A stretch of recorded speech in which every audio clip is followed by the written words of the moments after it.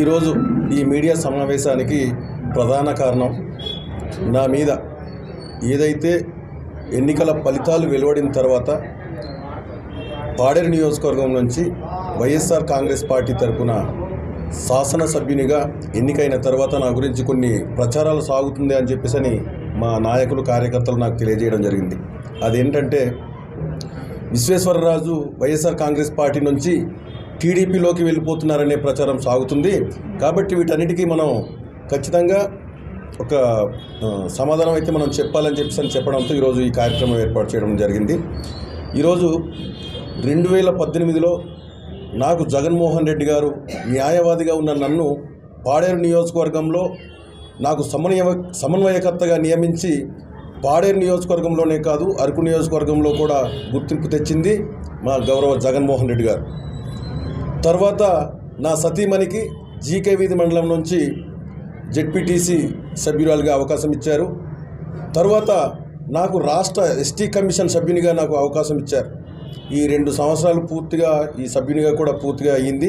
ఇంకా సంవత్సరం కాలం ఉన్నప్పటికీ నాకు శాసనసభ్యునిగా అవకాశం కల్పించాలనే ఉద్దేశంతో ఈరోజు మా గౌరవ జగన్మోహన్ రెడ్డి గారు వైఎస్ఆర్ కాంగ్రెస్ పార్టీ అధ్యక్షులు నాకు పాడేరు నియోజకవర్గం నుంచి ఈరోజు శాసనసభ్యులుగా అవకాశం ఇవ్వడం జరిగింది.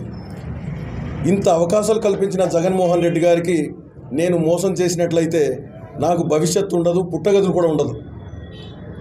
గతంలో ఎవరైనా మోసం చేసి ఉండొచ్చేమో నాకు తెలియదు, కానీ విశ్వేశ్వరరాజు ఇటువంటి దుశ్చర్యలకు కానీ ఇంత నమ్మినటువంటి నా పాడేరు నియోజకవర్గ ప్రజలకు, నా గిరిజన ప్రజలకి మోసం చేయడానికి విశ్వేశ్వరరాజు అయితే సిద్ధంగా లేడని కూడా ఈ మీడియా ముఖంగా ఈరోజు మీ తరపున కూడా తెలియజేస్తున్నా.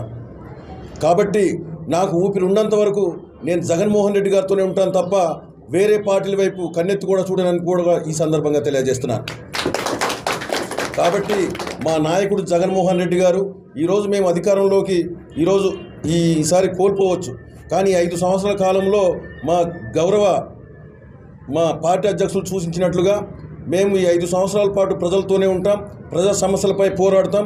ఖచ్చితంగా రేపు 2029లో మేము అధికారంలోకి వస్తామని కూడా ఈ సందర్భంగా తెలియజేసుకుంటూ సెలవు తీసుకుంటున్నాను. జనసేన కాదు, బీజేపీ కాదు, ఇంకే పార్టీలు కూడా నాకు గతంలో ఎన్నికల ముందు నాకు టికెట్లు ఇస్తామని చెప్పేసి అన్నారు. వాళ్ళకందరికీ కూడా నేను చెప్పాను, ఊపిరి ఉన్నంత వరకు జగన్మోహన్ రెడ్డి గారితోనే ఉంటాను. ఎందుకంటే నాకు ఇచ్చినటువంటి అవకాశాలు ఇంకెవరికి కూడా రాలేదని నేను చెప్తాను. గతంలో మీకు ముందే చెప్పాను. ఈరోజు నాకు న్యాయవాదిగా ఉన్న నన్ను తీసుకొచ్చి సమన్వయకర్తగా గుర్తింపునిచ్చారు. దాంతోనే పార్టీలో నాకు మరింత గుర్తింపు వచ్చింది. తర్వాత ఇంతకు ముందు చెప్పినట్లుగా నా సతీమణికి జిల్లా పరిషత్ ఇవ్వాలనే ఉద్దేశంతోనే ఆ రోజు జెడ్పీటీసీగా కూడా అవకాశం ఇచ్చారు. తర్వాత నాకు ఏదైనా సరే మంచి చేయాలనే ఉద్దేశంతో రాష్ట్ర ఎస్టీ కమిషన్ సభ్యునిగా ఆ రోజు అవకాశం కల్పించారు. ఆ తర్వాత గతంలో ఇచ్చిన మాట ప్రకారమే ఈరోజు